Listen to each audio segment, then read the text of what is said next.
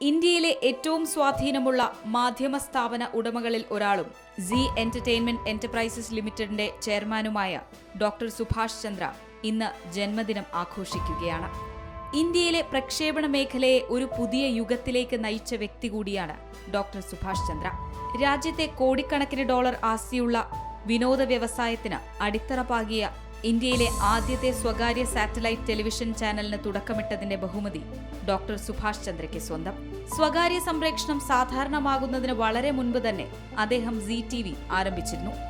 ദൂരദർശന്റെ കുത്തകയെ വെല്ലുവിളിക്കുകയും Indian ദൃശ്യമാധ്യമ ഉപഭോഗത്തിൽ നിർണായകമായ മാറ്റത്തിന് സൂചന നൽകുകയും ചെയ്തു. സാങ്കേതികമായും രാഷ്ട്രീയമായും അക്കാലത്ത് ഈ നീക്കം ധീരമായി കണക്കാക്കപ്പെട്ടിരുന്നു.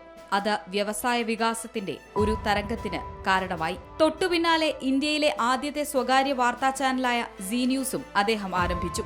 വിപണിയിലെ മാറ്റങ്ങൾ മുൻകൂട്ടി കാണാനും ആശയങ്ങൾ രൂപപ്പെടുത്താനും കഴിയുന്ന ഒരു തന്ത്രജ്ഞൻ എന്ന നിലയിൽ ഡോക്ടർ സുഭാഷ് ചന്ദ്ര രാജ്യത്ത് തന്റേതായ സ്ഥാനമുറപ്പിച്ചു. सबसे पहली बात तो यह है कि जी का बड़ा ब्रांड मैंने नहीं बनाया,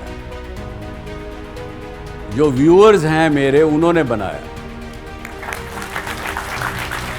और अपने ब्रांड को किसी भी चीज़ का ब्रांड, कोई भी चीज़ का भी आप अपना नाम को ले लीजिए. आप अपने नाम को बड़ा ब्रांड बनाना चाहते तो आपको वो अच्छे काम करने पड़ेंगे जो लोगों को, कस्टमर्स को, दूसरों को पसंद आए. तो आपका अपना ब्रांड भी बड़ा बन जाएगा. തുടർന്നുണ്ടായ അദ്ദേഹത്തിന്റെ സംരംഭങ്ങളുടെ വളർച്ച അവിശ്വസനീയമായിരുന്നു. ഡോക്ടർ സുഭാഷ് ചന്ദ്ര ഈ മേഖലയിൽ ഇതിനകം 5 ദശലക്ഷത്തിലധികം ആളുകൾക്ക് തൊഴിൽ നൽകിയതായാണ് റിപ്പോർട്ടുകൾ പറയുന്നത്.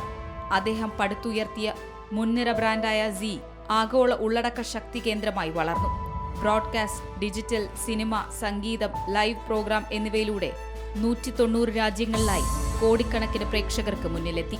ഇത് ഒരു ഇന്ത്യൻ മാധ്യമ സ്ഥാപനത്തിന് വലിയ നേട്ടം തന്നെയാണ്. आपकी प्रेरणा जो है आपको कहाँ से मिलती है सर? भारत में टेलीविज़न चैनल चलाना बहुत कठिन काम है और जैसे भी शुरू हुआ, इसको प्यार दिया, मुझे प्यार दिया. इसके माध्यम से बहुत ही ऐसा था जिसका कोई बयान मैं नहीं कर सकता.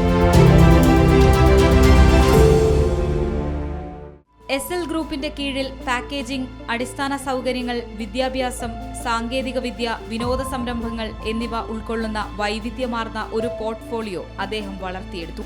ഹരിയാനയിൽ നിന്ന് രാജ്യസഭയിലേക്കുള്ള അദ്ദേഹത്തിന്റെ യാത്രയും ജനങ്ങളിലേക്കെത്താനുള്ള ശ്രമത്തിന്റെ ഭാഗം തന്നെയായിരുന്നു. 3 പതിറ്റാണ്ട് മുൻപ് സുഭാഷ് ചന്ദ്ര വിഭാവനം ചെയ്ത ആശയവും ഉള്ളടക്കവും തന്നെയാണ് ഇന്നു നാം കാണുന്ന വാർത്താ വിനോദ ചാനലുകളുടെ ആവിഷ്കാരത്തിന്റെ കാതലും കരുത്തും. ഡോക്ടർ സുഭാഷ് ചന്ദ്രയ്ക്ക് സി മലയാളം ന്യൂസിന്റെ ജന്മദിനാശംസകൾ.